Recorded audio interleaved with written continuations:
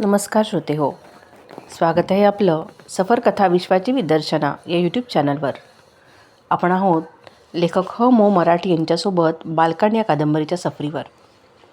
या कादंबरीचा हा शेवटचा भाग आहे, पण निराश होऊ नका. याच कादंबरीचा पुढचा भाग पोहरा आपण यानंतर लगेचच सुरू करणार आहोत. त्यामुळे लेखकाच्या आयुष्याचा पुढील प्रवासही तुम्हाला नक्कीच ऐकायला मिळेल. मागील भागात आपण पाहिलं, लेखकाच्या वडिलांनी लेखकाला आता पुन्हा शाळेत घातलं. पण कधीही न बोलणारा, वडिलांसमोर तोंडही न उघडणारा हनू मुख्याध्यापकांसमोर मात्र बोलला की मला पहिलीत न घालता दुसरीत घाला. आता पुढे. मी वळलो.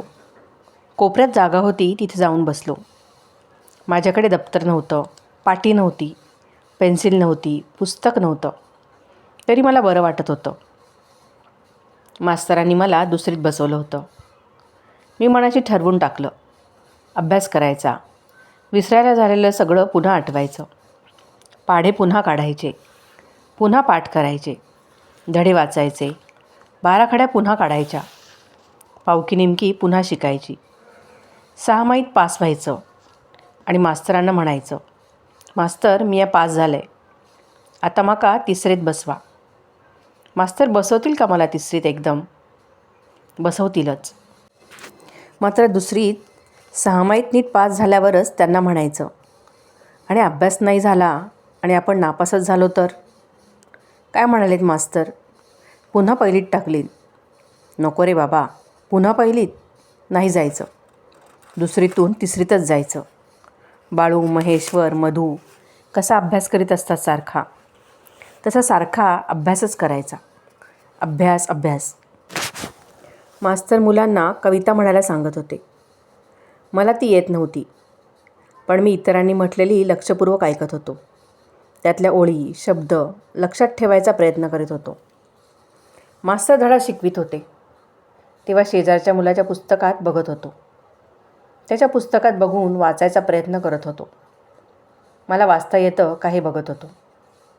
धडा शिकवून झाल्यावर मास्तरांनी प्रश्न विचारले. मला उत्तर येत होतं. मी हात वर केला. तू काय येतं सांगा, मास्तरांनी विचारलं आणि म्हटलं, सांग बरा. मी उभा राहिलो. उत्तर सांगितलं. बरोबर असा मरे. मास्तरांनी आणखी प्रश्न विचारले. मी प्रत्येक प्रश्नाला हात वर केला. मास्तरांनी इतरांना उत्तर सांगायला सांगितली. कोणाला आलं नाही तर मला म्हणत, तू हात वर केला हस, येता तू का? येता. सांग बरा. मी उभा राही. उत्तर सांगे. बरोबर मरे, मास्तर म्हणत.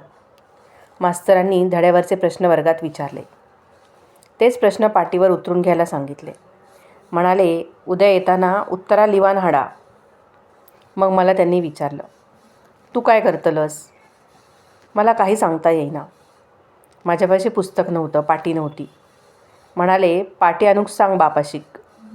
एवढे पैसे असत मा, आणि पुस्तक मागान घे कोणाचं तरी, तुका आणीपर्यंत, पण उत्तरा लिहून हाड. हाडतंय, मी म्हणालो. मी शेजारच्या मुलाला विचारलं, नाव काय रे तुझं? विजय शांताराम आपटे. तुझं पुस्तक देशील मला? मग मी कशी लिहू उत्तरं? त्यांना विचारलं आणि म्हटलं, तू घरी ये, काय ते वाचून घे, तिथे बसूनच कर अभ्यास. मी पुस्तक नाही देणार. कुठं राहतोस तू? नारायणाच्या देवळाजवळ. मी दाखवीन घर. तू? मारेव भटांच्या मांगरात. जाता नाही आहे घरी, पण पाटी नाही आहे माझ्याकडे. मी काय करणार त्याला? पाटी तुझी तू घेऊन ये.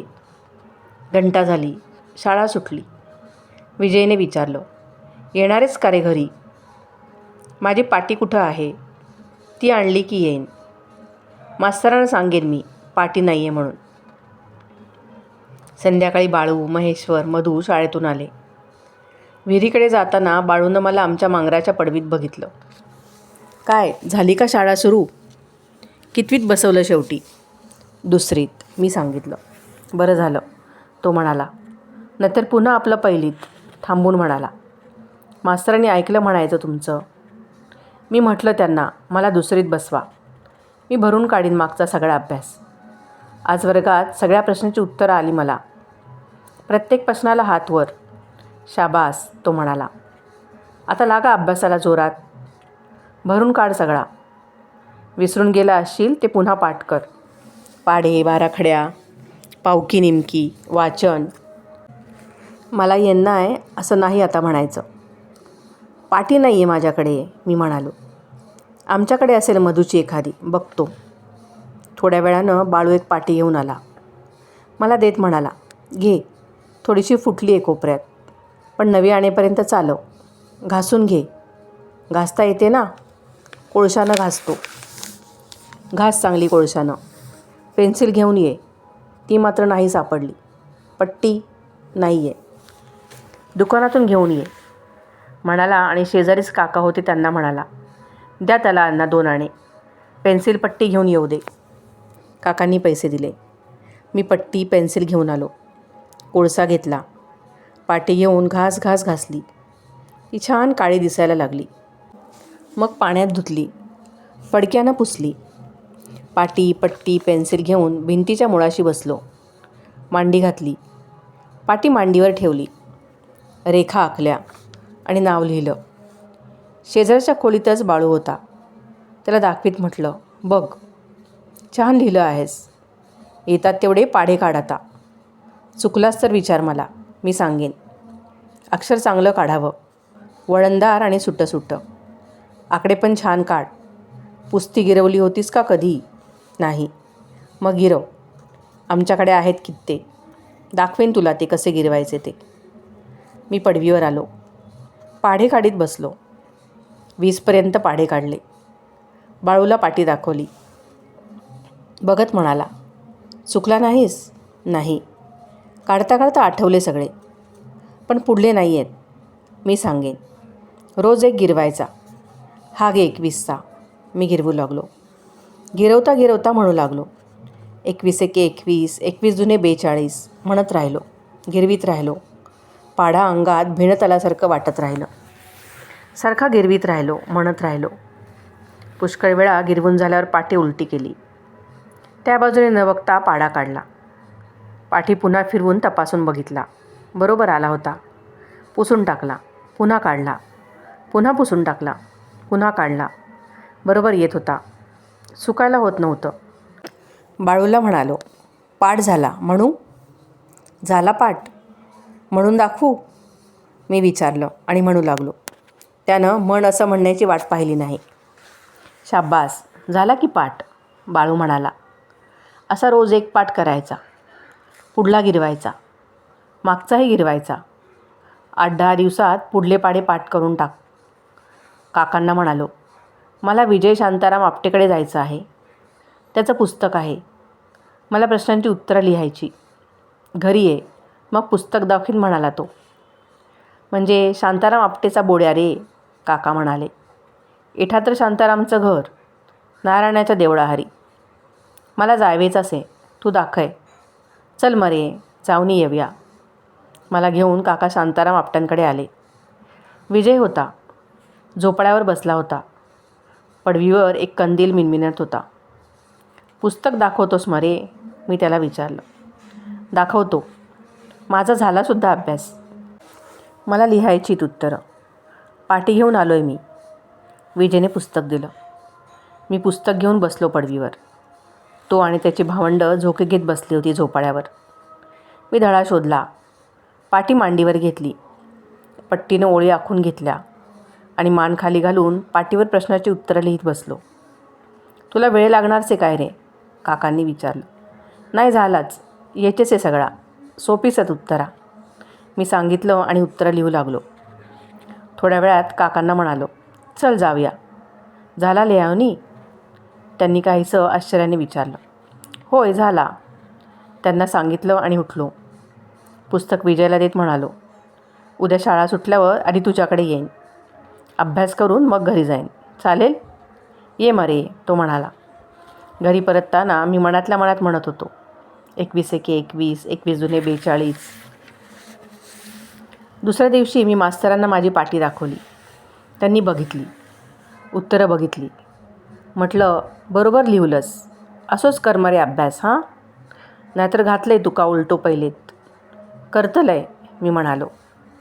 आज 22चा पाढा देणार ना गिरवायला?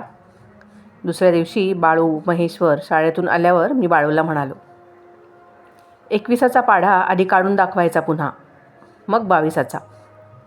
तू काढून ठेव, मी पाय धुवून येईपर्यंत, तो म्हणाला. मी 21चा पाढा काढला. तो आला. त्याला म्हणून दाखवला. म्हटलं, दे आता 22चा काढून. त्याने मग 22चा पाढा काढून दिला. म्हणाला, गिरव. मी त्याच्याकडून पाटी घेतली, मांडी घातली. पाटी मांडीवर घेतली आणि तोंडाने पाढा म्हणत गिरवू लागलो. मी सारखा म्हणत आणि गिरवीत राहिलो. तोंडानं म्हणायचं आणि गिरवायचं. इकडे बघायचं नाही, तिकडे बघायचं नाही. बाळू शेजारी थांबून ऐकत होता. याला लागली आता अभ्यासाची गोडी. पास होईल दुसरी असं वाटतं. मी अधिकच मनापासून पाढा गिरवू लागलो. शाळेत आता मास्तरांनी मला जागा नेमून दिली. मुलांची हजेरी घेताना ते माझं नाव घेऊ लागले. मी हात वर करू लागलो. हजर. त्याआधी कुठल्याच शाळेत नावच घेत नसत माझं. हजेरी घेऊन झाली की वेगवेगळे विषय शिकवीत, धडे शिकवीत, त्यावर प्रश्न विचारीत. माझा हात मी वर करी. कविता शिकवीत, प्रश्न विचारीत. माझा हात वर होई. मोठ्या माणसांच्या गोष्टी सांगत, प्रश्न विचारीत. रामाच्या, कृष्णाच्या, पांडवांच्या गोष्टी सांगत. गणित घालत. मी ती सगळी सोडवून सगळ्यात आधी माझी पाटी मास्तरांना दाखवी. शाळा सुटली की विजयबरोबर जाई. त्याचं पुस्तक घेई. मला हवं ते उत्तर त्यातून शोधून घेई. धडा वाचून पुस्तक त्याला परत देऊन घरी परत येई. काका भटपणाच्या कामाला गेलेले असत. मी घरी आलो की पडवीवरच्या लाकडाच्या भाऱ्यातून लहान लहान लाकडं शोधून आत आणी. चूल पेटवून भात शिजत ठेवी. सोलकढी करी. कधीतरी काका म्हणत, रोज रोज कसलो रे कढी भात खायवेचो. जा महिषाच्या आईकडनी वाटीवर सांभारा मागणी हाड. मी जाई. दार ढकलून बाळू महेश्वरच्या घरी जाई. त्यांची जेवणं चाललेली असत. दादा माझघरात जेवायला बसलेले असत. पाहुणा आलेला असला तर तोही तिथं माझघरात जेवायला बसलेला असे. इंदू, मावशी स्वयंपाकघरात जेवायला बसलेले असत. बाळू महेशाची आई सोवळं नेसून सर्वांना वाढत असे. मी चुलीच्या खोलीच्या दारापाशी जाऊन उभा राही उंबऱ्यावर. काय रे? बाळू महेशची आई विचारी. आमटी. काकानं वाटीभर आमटी मागितली नाही. बाळू महेशची आई वाटीभरून आमटी देई. मी ती घेऊन जपून आमच्या वांगरात येई. तोवर बाबलही आलेला असे. तिघे भात वाढून घेऊ, जेवू लागू. छान लागे भात त्या आमटीशी. बाबल कपडे शिवायला शिकायला जाई ते त्या कुशा वाटिवाकडे. दुपार टळली की तो तिकडे जाई. संध्याकाळ होऊन काळोख पडला की घरी येई. एके दिवशी त्यानं पुडकं आणलं. माझ्याकडे देत म्हणाला, तुला चड्डी पैरण शिवली आहे, बघ घालून. मी घालून बघितली. होत होती. बाबल म्हणाला, लोकांचे कपडे शिवायला कापडं येतं ना, त्यातून उरलेल्या तुकड्यांची शिवली आहे. शाळेत जाताना घाल. घालीन, मी म्हणालो. एके दिवशी त्याने मला म्हटलं, तुला दुसरीची पुस्तकं काय काय हवी ती सांग, यादी दे. मी कागदावर लिहून त्याला पुस्तकांची नावे दिली. तो बाजारात गेलाच होता पूजा करायला. येताना पुस्तक घेऊन आला. म्हणाला, हीच ना, घे, वापर नीट. पास झालास तर अर्ध्या किमतीला विकता येतील. तू शिकत राहिलास तर पुढं पुढं तुला आहे तशीच अर्ध्या किमतीत घेता येतील. बरं, मी म्हणालो आणि पुस्तकं चाळू लागलो. बाळूला दाखवली. म्हणालो, बाबलान मला दुसरीची पुस्तकं आणलीन. कवर घाल त्याला, तो म्हणाला. आणि मी दाखवतो कवर कशी घालायची ते. त्याने पिवळसर रंगाचा कागद घेतला, कापला. पुस्तकाला छान कवर घातली. म्हणाला, आता कवरवर नाव घाल छान अक्षरात. नाव, शाळा, इयत्ता, तुकडी. दाखव मला घालून. नीट घाल, चुकायचं नाही. अक्षर नीट काढ. मी त्याला नाव घालून दाखवलं. म्हणाला, छान. आता नवी आणलीत ना पुस्तकं, काढ वाचून एकदा सगळी. अडलं तर विचार. मी आमच्या पडवीत आलो. भिंतीच्या मुळाशी बसलो. मांडी घातली. पुस्तक उघडलं. वाचू लागलो. काका जवळच बसून जाणव्याचं सूत चाती फिरवीत फिरवीत काढत होते. धागा लांब झाला की चातीच्या काडीला गुंडाळत होते. पुन्हा डाव्या हातानं पेळू उंच उंच नेत चावी उजव्या हातानं फिरवीत फिरवीत सूत काढत होते. ते म्हणाले, मोठ्यानं वाच मरे, किताता. मी मोठ्यानं वाचू लागलो. मध्ये मध्ये अडखळत होतो. अक्षरं एकमेकांना जोडलेली होती. अडखळलो म्हणून उठून बाळू, महेश्वर, मधूच्या अभ्यासाच्या खोलीत खिडकीत जाऊन बाळूला विचारू लागलो, हे काय रे बाळू, बघूया. म्हणत बाळूनं पुस्तक बघितलं. कसं वाचायचं ते सांगितलं. अडलं की त्याला विचारायचं, तो सांगे. मागं येऊन मी वाचीत बसे. अगदी काळोख पडून अक्षरं दिसेनाशी होईपर्यंत मी माझी नवी पुस्तकं वाचित होतो. एकदा वाचली, दोनदा वाचली, तीनदा वाचली. पाऊस चांगलाच पडू लागला होता. खळ्यात गवत उगवू लागलं होतं. मांगराच्या भिंतीखाली पाण्याचे झरे वाहू लागले होते. विहीर पाण्यानं भरत आली होती. सकाळी उठून बाबल पूजा आणि भटपणाची इतर कामं करायला जात होता. काकांना कधी महादेव भटपणाचं काम सांगे तर कधी बाळू, महेश्वरचे दादा सांगत. श्राद्ध, पूजा, सत्यनारायण, सुवेरा, सुतकाचं पाणी देणं, काका ती भटपणाची कामं करायला जात. बाबलही जाई. मी शाळेत जाई. आता मला माझी पुस्तकं मिळाली होती. सारं काही होतं. पाटी, पेन्सिल, पिशवी, दप्तराची पिशवी होती. माझी शर्ट, चड्डी होती, टोपी होती. सकाळी दुपारी शाळा. सकाळी शाळेतून घरी आलं की आंघोळ करायची. पडवीवरच्या लाकडांच्या भाऱ्यातून बारीक बारीक लाकडं काढायची. मोठी असतील तर ती पायांनी मोडायची. चूल पेटवायची. भात शिजत ठेवायचा. दुपारी बाबल, काका आले की तिघांनी भात खायचा. भांडी घासून टाकायची. अभ्यास दिलेला असेल तर तो करायचा की पुन्हा शाळा. पावसानं चांगला गारवा आला आणि माझ्या अंगावर एक एक फोड उमटू लागले. आधी बारीक पोळी उमटायची.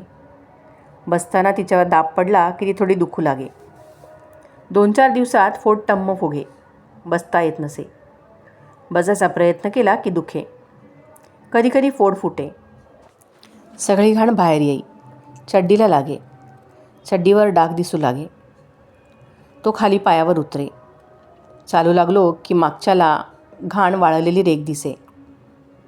वर्गातील मुलं शिशी करीत. कुल्यावर फोड, जांघेत फोड, धोपरांच्या मागे फोड. सगळ्या अंगावर फोड उमटले. इतर मुलं मग मला आपल्यात घेत नसत. म्हणत बाजूक हो मरे, आमकाय खरूज होवेची नाही तर.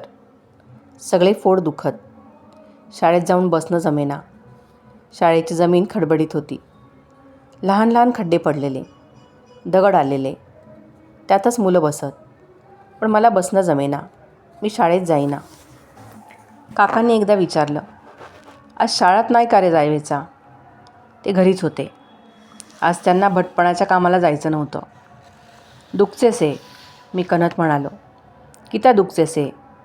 फोड आयलेसत, ते दुखसत. बघूया. त्यांनी मला जवळ बोलावलं. माझ्या सगळ्या अंगावरून नजर फिरवीत ते म्हणाले, सगळा अंगच भरलासे मरे फोडांनी. खरूचसेही. त्यांनी काही फोडांभोवती बोटांनी दाबून पाहिलं. मी दुखल्यानं ओरडू लागलो. रडू नका, फोड या फोड, काका म्हणाले. आणि त्यांनी हिराची केरसुनी घेतली. हिरांची 1-2 टोकं मोडून घेतली. चलिये. नाका नाका दुखसे, मी घाबरून म्हणालो. काय नाही दुखत, फोड फोडवे हवे. नाका, मी दूर होत म्हणालो. त्यांनी खसकन मला आपल्याकडे खेचलं. रागावून म्हणाले, रडू नका. मी हळूहळू फोडसा फोड. नका नका, मी घाबरून ओरडलो. त्यांनी मला दाबून धरलं. हिराचं टोक एका फोडात घुसवलं. पांढऱ्या पिवळ्या रंगाची घाण बाहेर आली. मग त्यांनी आपल्या हाताच्या बोटांनी त्याच्याभोवती चांगलं जोरात दाबलं. मला आणखी दुखू लागलं. मी ओरडू लागलो. तरी ते थांबले नाहीत. त्यांनी सगळी घाण बाहेर काढली. फडकं घेऊन ते पुसून काढली. एक एक करत त्यांनी फोड फोडायला आणि त्यातली घाण बाहेर काढायला सुरुवात केली. मी नको नको म्हणत राहिलो. पडून जाण्याचा प्रयत्न करू लागलो. हातपाय झाडू लागलो. रडू ओरडू लागलो मोठ्या मोठ्यानं. समोरची वहिनी आणि बाळू, महेश्वरची आई बाहेर आल्या. का रे रडतोस? त्यांनी विचारलं. काय नाही वहिनी, काकांनी म्हटलं. खरजेचे फोड उठले सगळे अंगावर. ते फोडचासा थोडा दुखणारच. उष्णता बाहेर पडली सणार सगळी. समोरची वहिनी म्हणाली. अशक्तसे, खानापिना नाही वेळेहारी. बाळू महेशची आई म्हणाली. रेहणा तरी केसाला धड, पाणी पेवेचा भाडाचा, नाहीतर डबकेतला, काका म्हणाले. आता आदित्यला न्हायवे घालासा नीट, काका म्हणाले. आणि त्यांनी बाळू महेश्वरच्या आईला म्हटलं, साबणाची झीन दे गे सली तर, तुमचेकडा नाही, आमचे हरी केथीन साबण, पैसे गेसत साबण बिबण हाडवे, दे एवलीशी झीन, देसा, बाळू महेश्वरची आई म्हणाली. कडुनिंबाचं पालो हाड काका, त्याचा पाणी उकळून घालायचो त्याला न्हायवे, पोटात कुड्याचं पाळं उकळणी देवे हवा, घेऊन दे 1-2 महिने, तरच कमी होईल खरूच त्याची. काका बाहेर जाऊन कडूपाला घेऊन आले. पाणी चुलीवर तापत ठेवलं, त्यात तो पाला टाकला. पाणी चांगलं उकळलं. मला म्हणाले, चल न्हायवे घालसा तुला, आंग चोळसा चांगला खसखसोनी. नाका, मी करीन आंघोळ, तो आंघोळ चोळवेसोच नाही, मला से माहीत, चल मेच घालसा. त्यांनी पाण्याची पातेली विहिरेवर आणली, साबणाची झीन आणली, कळशी आणली. मला दोन्ही जवळच्या पाथरीवर बसवलं आणि माझ्या अंगावर कडूपाला उकळलेलं पाणी ओतलं. सर्व अंगाला साबण घासला. माझे हात, पाय, बोटं, पाठ सगळं खसखसून घासून काढलं. मी रडत होतो, ओरडत होतो, पाय आपटत होतो. त्यांच्या हातून निसटून जाण्यासाठी धडपडत होतो. पण त्यांनी मला धरून ठेवलं. विहिरीतून पाणी काढून घागरी माझ्या अंगावर ओतल्या. मग एक पंचाचा तुकडा घेऊन हलक्या हातानं माझं अंग पुसून काढलं. मला पडवीवर आणलं. माझं सगळं अंग भगभगत होतं. मी अजूनही रडत ओरडत होतो. समोरची वहिनी पुन्हा आली. चालताना पाठीत बाक येई तिच्या. हातातून एक लहानसा लाकडाचा तुकडा देत म्हणाली, हे घे कुड्याचं पाळं, सहानेवर उगाळून सकाळ संध्याकाळ रस पी, नाहीतर मी उगाळून आणून पाजवीन, त्याशिवाय खरूच नाही थांबणार तुझी. दुसऱ्या दिवसापासून ते सुरू झालं. आता आमच्याकडे थोडं थोडं सामान जमा होऊ लागलं होतं. त्यात सहान आली होती. बारीकशी होती. देवपूजेचं गंध उगाळून झालं की मी तिच्यावर कुडाचं पाळं उगाळू लागलो. गंधाच्या कुडासारखंच उगाळत बसू लागलो. उगाळलेला लगदा पाण्यात मिसळायचा आणि ते पिऊन टाकायचं. कडू, भयंकर कडू, ओकारी यायची पिताना. घशाखाली गेलेला कडू रस पुन्हा वर येईल, उलटा असं वाटायचं. हळूहळू खरंच मावळली. मला नीट बसता येऊ लागलं. वर्गातली पोरं शी म्हणेनाशी झाली. माझ्यापासून दूर पडायची थांबली. मला आपल्यात बसवून घेऊ लागली. आता नवे फोड उमटेनात. पूर्वीच्या फोडांच्या जागी पातळसे काळे वन मात्र राहिले. पावसाळा वाढला. गणेश चतुर्थी आली. खळ्यातल्या पारिजातकाच्या खाली पहाटे फुलांचा सडा पडू लागला. जास्वंदीवर, चाफ्यावर, इतर फुलझाडांवर फुलं फुलून येऊ लागली. गवतावरही फुलं फुलून येऊ लागली. आम्ही गणपती आणला. पडतळ्यात ठेवून पूजा केली. अगदी सकाळीच गणपतीची पूजा करून बाबल आणि काका बाहेर पडले, यजमानांकडच्या गणपतीच्या पूजा सांगण्यासाठी. कोणी कुठं जायचं ते आधीच महादेव भटांना दोघांनाही सांगितलं होतं. एकानं एका वाडीत जायचं, दुसऱ्यानं दुसऱ्या. इतर भटही होते. त्यांनाही एक एक वाडी वाटून दिली होती. उजाडताच उजाडता सगळे भट निघून गेले. काका बाबलही तसेच गेले होते. मी मागं राहिलो होतो. भात लवकर शिजवायचा नव्हता. काका, बाबल दोघांनाही गणपतीच्या पूजा सांगून यायला खूप उशीर होणार होता. मी पडवीत रेंगाळत होतो. शाळेला सुट्टीच होती. समोरच्या वहिनीनं हाक मारली. गेलो. महादेव भट झोपल्यासारखे अंथरुणात उठून बसले होते. तुझं येते काय रे पूजा सांगायस, त्यांनी विचारले. नाही येत, मी म्हणालो. नाही कशी येत, भटाचा पोर ना तू, तुला पूजा नाही का सांगायला येत? नाही कशी येत, त्यांनी विचारलं आणि म्हटलं, मी शिकवतो, बस इथं. 10-12 घरी पूजा सांगून ये गणपतीची, भट कमी पडतायत. मी नाही, मला नाही येत, मी म्हणालो. मी शिकवतो ना शिंदळीच्या, ते म्हणाले. ये असा बैस इथं, ऐक मी कसं सांगतो ते. मी बसलो. ते मला पूजा कशी सांगायची ते शिकवू लागले. केशवाय नमः येतं ना, संध्येतील 24 नावं रे. केशवाय नमः, नारायणाय नमः, ही केली आहेस की नाही कधी संध्या? विसरायला झालं, मी म्हणालो. काय विसरायला नाही झालेलं, म्हण येतात तेवढी. केशवाय नमः, नारायणाय नमः, माधवाय नमः, गोविंदाय नमः, विष्णवे नमः. मी थांबलो. पुढं विसरलो. हरकत नाही, महादेव भट म्हणाले. 5 नावं आली तरी पुरेत. आता ऐक, यजमानाच्या घरी गेलास की यजमानाला पाणी घ्यायला सांगायचं हातावर. ते पोटात घ्यायला सांगायचं, म्हणजे आचमन करायला सांगायचं. पण आचमन करा असं सांगायचं नाही, समजणार नाही कोणाला. पोटात पाणी घेवा असं म्हणायचं. त्यावेळी आपण ही नावं म्हणायची. सगळी 24 येत नाहीत ना, मग जी येतात तीच 2दा घ्यायची. मी म्हणालो. आचमन झालं की दुर्वा घेऊन तिनं मूर्तीच्या डोळ्यांना पाणी लावायला सांगायचं, म्हणजे प्राणप्रतिष्ठा. म्हणायचं काय त्यावेळी? म्हणायचं काही नाही. तुला येतं का काही म्हणायला? नाही. मग काही म्हणायचं नाही. डोळ्यांना पाणी लावून झालं की फुलानं मूर्तीच्या अंगावर पाणी उडवायला सांगायचं. थोडं नाहीतर मूर्ती भिजेल. त्यावेळी काय म्हणशील? काय म्हणू? महिमनं तरी येतं का तुला? थोडंसं येतं, म्हण. मी म्हणू लागलो आणि थांबलो. पुढं इतकंच येतं, पुढं नाही येत. रामरक्षा तरी थोडी थोडी येते, मग ती म्हण. कुठलाही श्लोक म्हण रे, महादेव भट सांगू लागले. आता पुढं ऐक. असं पाणी उडवणं म्हणजे देवाला स्नान घालणं. स्नान झाल्यानंतर गंध फुलं. लगेच नाही रे, ते म्हणाले. आंघोळ केल्यानंतर अंग पुसून नवा पंचा नेसतो ना आपण. तू सुकी लंगोटी नेसतोस ना? होय. देवाला पण तसंच करावं लागतं. पूजेच्या तयारीत कापसाची वस्त्र करून ठेवलेली असतील. माळेसारखी ती घालायला सांगायची. रामरक्षेतला एक श्लोक म्हण आणि मग म्हण, कर्पास वस्त्राणी समर्पयामी, म्हण. मी तसं म्हणालो. शाबास, महादेव भट म्हणाले. वस्त्र घालून झालं की मग गंध, हळद, पिंजर घालायला सांगायची. मग फुलं, दुर्वा घालायला सांगायच्या. रामरक्षा म्हणत राहायची. नंतर उदबत्ती ओवाळायला सांगायची. मग नैवेद्य. मग प्रदक्षिणा घालायला सांगायच्या. तुमच्या घरची पूजा बघितली असशील ना, तोच कर्म ठेवायचा रे सगळा. आणखी एक लक्षात ठेवायचं, गणपतीला जानवं घालायचं असतं.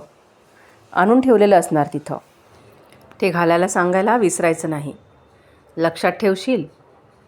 इतर पूजांच्या वेळी ही जानव्याची भानगड नसते. मग दक्षिणा द्यायला सांगायची. तुळशीचं पान, फुलं असं काहीतरी घेऊन दक्षिणेचं नाणं भिजवून द्यायला सांगायचं. नाणं असेल तर ते पुसून खिशात टाकायचं. खिसा आहे ना तुझ्या चड्डीला? आहे. धड आहे का फाटला आहे पेन्सिली ठेवून? धड आहे. मग झाली तयारी? मी काही म्हणालो नाही. झाली म्हण. जा घरी, तयार हो. चड्डी पैरण घाल, टोपी घाल, पडशी घे खुंटीवरची. कोणीतरी देतं शिदाभिदा, तो घेऊन यायचा. दक्षिणा नीट सांभाळून आणायची, सांडा पाडायची नाही. आणून इथं द्यायची. जा, बोलवायला येईल आता कोणीतरी. आज भटांना बोलवायला येतात रे लोक. तू तयार राहा, बैस इथं येऊन. मी मांगरात आलो. चड्डी पैरण घातली, टोपी घातली आणि महादेव भटांकडे गेलो. कोणीतरी बोलवायला आलंच होतं. महादेव भट म्हणाले, जा याच्याबरोबर, 10-12 घरच्या पूजा सांगून ये जा. मी निघालो. वहिनीनं पडशी आणून दिली. ती मी खांद्यावर टाकली. विचारलं, पळी पंचपात्री घेऊ का? आज नको. यजमानांकडे असतं पाणी बिणी आणलेलं. बोलवायला आलेल्याबरोबर मी निघालो. त्याच्या घरी आलो. लहानशा कोनाड्यात गणपतीची मूर्ती ठेवलेली होती. पूजेची तयारी ठेवलेली होती. फुलं, दुर्वा, गंध, वस्त्र, उदबत्त्या, निरांजन. पोटात पाणी घेवा, मी पूजा करणाऱ्याला म्हणालो. त्यानं पेल्यातील पाणी आपल्या तळव्यावर घेऊन ते पोटात घेतलं. मी म्हणू लागलो, केशवाय नमः, नारायणाय नमः, माधवाय नमः, गोविंदाय नमः. आता दुर्वा घेऊन मूर्तीच्या डोळ्यांना पाणी लावा. पूजा करणाऱ्यानं तसं केलं. आता फुलानं पाणी उडवा. त्यानं तसं केलं. आता वस्त्रा घाला. त्यानं कापसाची केलेली वस्त्र मूर्तीवर घातली. आता फुला घाला. त्यानं फुलं घातली. दुर्वा घाला. दुर्वा घातल्या. आता उदबत्ती पेटवा. त्यानं उदबत्ती पेटवल्या. घंटा वाजवीत त्या ओवाळल्या. ओवाळता ओवाळता म्हणाला, भटजीनू, तुमका मंत्र म्हणाक नाही येणं? अरेच्चा, मी विसरलोच होतो. मग सुरू केलं, ध्याये दाजानुबाहू दूतशर धनुष. आता कसा झाला? यजमान म्हणाला. पूजा करताना मंत्र म्हटले भटानं, मगे कसा बरा वाटता. त्यानं निरंजन पेटवलं. कापूर पेटवला. छोटीशी परात घेऊन त्यात ते ठेवलं आणि मूर्तीला ओवाळू लागला. आता आरती म्हणायला हवी होती. मी सुरू केलं, सुखकर्ता दुःखहर्ता वार्ता विघ्नाची. मग इतर लोकही म्हणू लागले. त्यांचा आवाज वाढला. मी माझा आवाज कमी केला. मला कुठं पूर्ण आरती येत होती. आरती म्हणून होताच त्यानं निरंजनाची परात खाली ठेवली. आता प्रदक्षिणा घाला, मी सांगितलं. त्यानं प्रदक्षिणा घातल्या. आता एखादा मंत्र म्हणायला हवा होता. मी सुरू केलं, दक्षिणे लक्ष्मणो यस्यं वामे तु जनकात्मजा पुरतो मारुतिर्यस्यं तं वंदे रघुनंदनम. पूजा झाली. मी म्हणालो, आता दक्षिणा देवा. दिगो. पूजा करणाऱ्याने आपल्या बायकोला म्हटलं. तिने पदराला बांधलेलं एक नाणं गाठ सोडवून काढलं. ते पूजा करणाऱ्याच्या हाती दिलं. भिजवा, तुळशीचं पान घेवा आणि तेथून माका देवा. त्यानं तसं केलं. मी पानं फुलं बाजूला काढली आणि नाणं खिशात ठेवलं. मी उठलो. आता दुसऱ्या घरी. तिथे नेण्यासाठी एक मुलगा येऊन थांबलेलाच होता. मी निघता निघता पूजा करणारा म्हणाला, भटजीनू, गणपतीक जानवा घालूचाच रवला महो. बाबा रे माझ्या. महादेव भटानं बजावलं होतं. जानवं घालायला सांगायला विसरायचं नाही. आता दक्षिणासुद्धा घेऊन झाली. मी उठून निघालो होतो. मी एकदम घाबरून गेलो. आता काय करायचं? आस दे, लहान असत भटजी, इसारले असतीक सांगाक. आता घाला, देवाक सगळं समजता. त्याची बायको म्हणाली. त्याला ते पटलं. त्यानं देवाच्या गळ्यात जानवं घातलं. नमस्कार घातला. म्हणाला, चुकीबद्दल माफ कर रे देवा. सुटलो. तिथून दुसरं घर. इथं मात्र लक्षात ठेवलं होतं, मूर्तीला जानवं घालायला सांगायला विसरायचं नाही. यजमानानं आचमन केलं. दुर्वा घेऊन मूर्तीच्या डोळ्यांना पाणी लावून झालं. लगेचच म्हणालो, मूर्तीच्या गळ्यात आधी जाणया घालून ठेवा.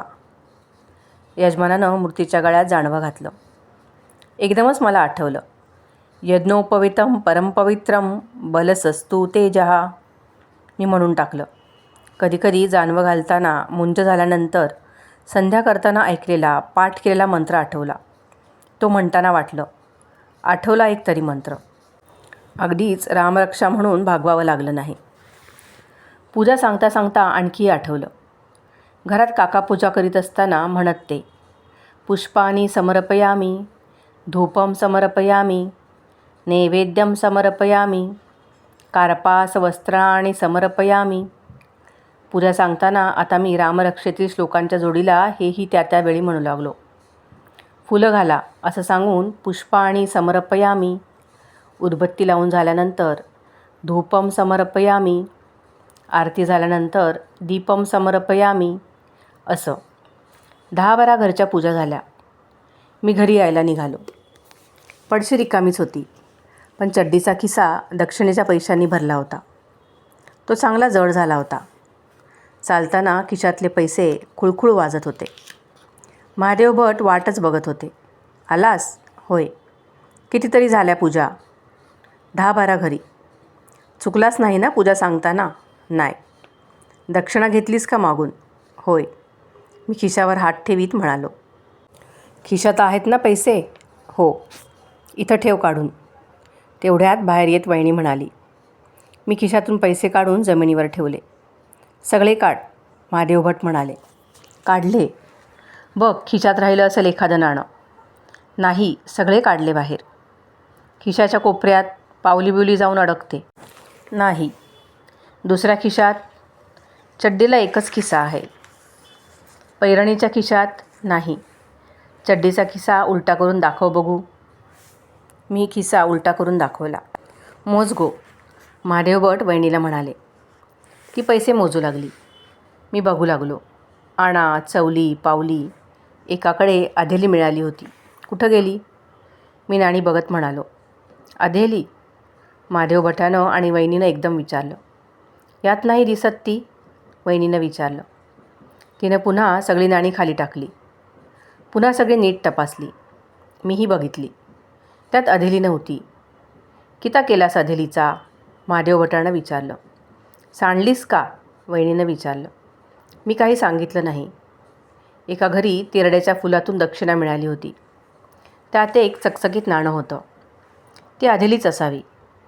मी फुलं बाजूला करून ती खिशात टाकली होती. सांडलीस का रे? वहिनीनं पुन्हा विचारलं. आठवत नाही, मी पडलेल्या स्वरात म्हणालो. आठवत नाही कसा रे? महादेव भटानं विचारलं. दक्षिणा किती दिलीन कोणी हे आठवायला नको? सांडलीच असणार तू. धांदरट रे पोरा तुम्ही हालीची. कशात लक्ष म्हणून नाही. एवढी आधीली दक्षिणा मिळाली तर ती सांडवून आलास. मी मान खाली घालून गप्प राहिलो.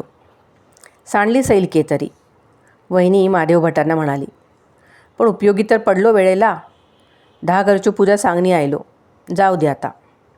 जाऊ दे कसा? जाऊ दे कसा? महादेव भटानं वहिनीला विचारलं आणि मला म्हटलं.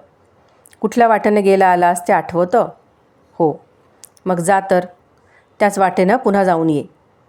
बारकाईनं बघ. रस्त्यात कुठंतरी पडली असेल अधेली. जा, नीट बघ. सापडेल. अरे दक्षिणेची अधेली सांडतोस म्हणजे काय मस्करी आहे? जा, जाऊन ये. मी बाहेर पडलो. पाऊस थोडासा सुरू झाला होता. छत्री नव्हती. भिजायला होत होतं. गणपतीच्या पूजा चाललेल्या जाताना ऐकू येत होत्या. आरत्यांचे आवाज येत होते. वाटेवर कुठं कुठं पाणी साठलं होतं. चिखलही झाला होता कुठं कुठं. मी त्या वाटेनं चालू लागलो. चालताना नजर जमिनीकडे. कुठं दिसते का अधेली हे बघायचं. पायात चप्पल नव्हतीच. तळपायाला काही लागलं की ते चाचपून बघायचं. ती काच असे नाहीतर पातळ पांढरा दगड. पाण्याचं डबकं दिसलं की त्यात पाय बुडून पायाच्या अंगठ्यानं उकडून बघायचं. नाण्यासारखं काही जाणवलं तर हात त्या पाण्यात घालून चाचपून बघायचं. पूजा सांगितलेल्या शेवटच्या घरापर्यंत गेलो. परत येताना वाटेच्या दुसऱ्या कडेनं आलो. ती अधेली कोणत्या घरी मिळाली ते आठवत होतं. त्या घरानंतरचं कोणतं घर घेतलं तेही आठवत होतं. त्या 2 घरांजवळ अगदी बारकाईनं बघितलं. सावकाश सावकाश एक एक पाऊल टाकत सगळं शोधलं. परत आलो. महादेव भटांकडे गेलो. ते जागेच होते. गावली काय रे? नाही. नीट बघितलं नसशील रे. महादेव भट इथं असा पडला आहे. तो सांगतो म्हणून आपलं जाऊन यायचं. खरं सांग, नीट बघितलंस? हो, नीट बघितलं. अगदी डबकीसुद्धा हात घालून चाचपून बघितली.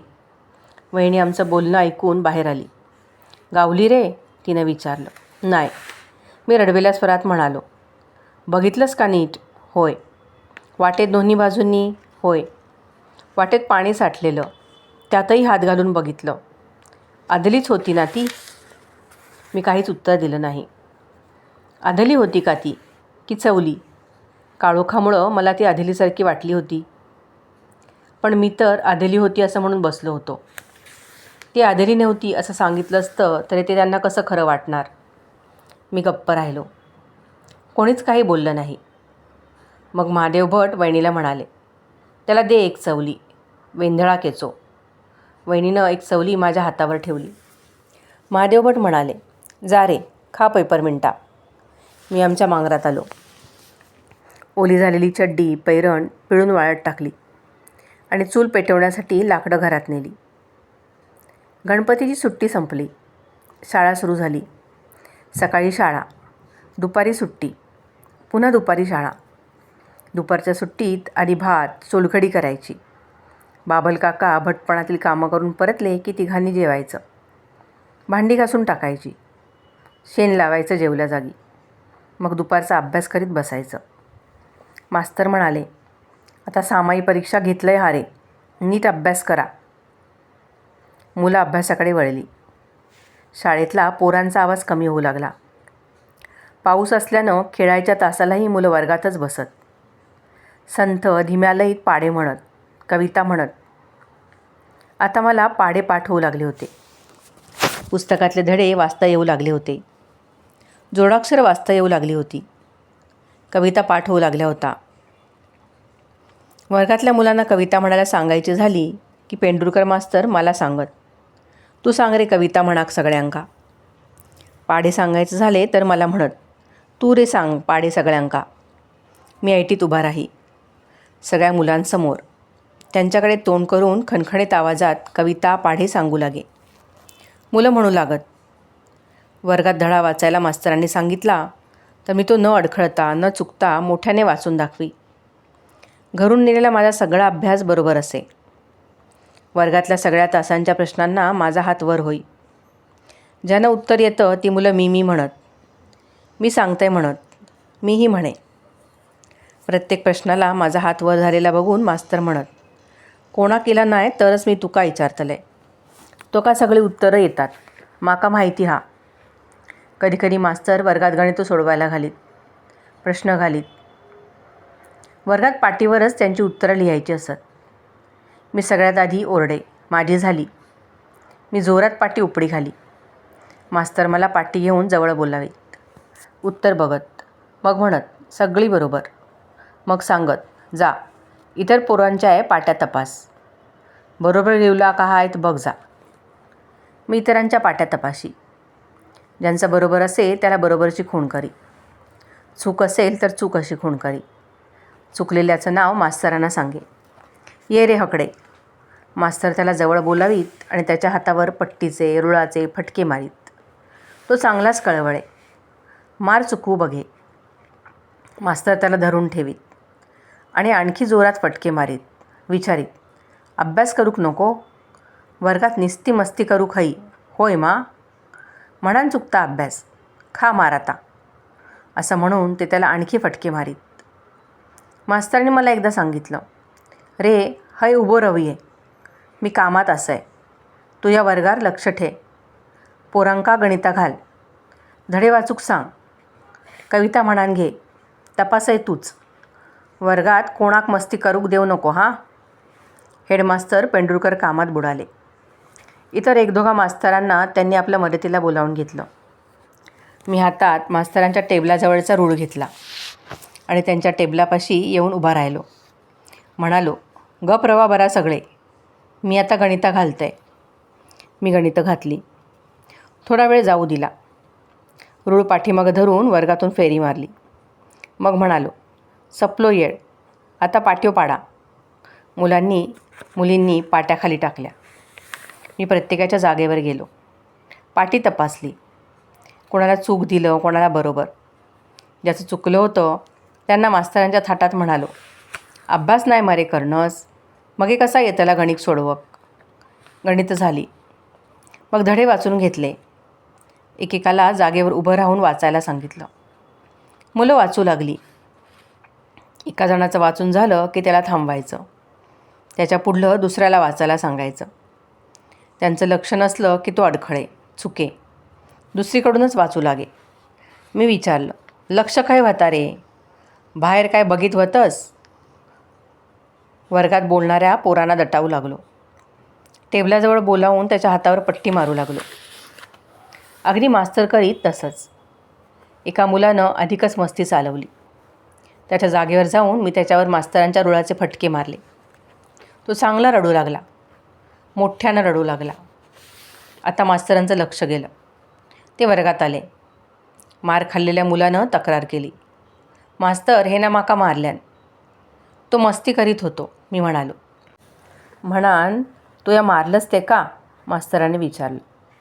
तुम्ही मारतासा तसा, मी म्हणालो. अरे मी मास्तर असं आहे, तू या असंस का? मी गप्प राहिलो. मास्तरही अधिक काही बोलले नाहीत. त्या मुलाला म्हणाले, गप्प रव रे. आणि मला म्हणाले, वर्गात जरा लक्ष ठेव म्हणाले तर तू आपलं मारे सुटलंस पोरांका. शाळा सुटली. मी घरी आलो. आज काका घरी होते. सकाळीच यजमानाकडे जाऊन श्राद्ध सांगून शिदा घेऊन नुकतेच घरी परत आले होते. चूल पेटवण्यासाठी लाकडं फोडत होते.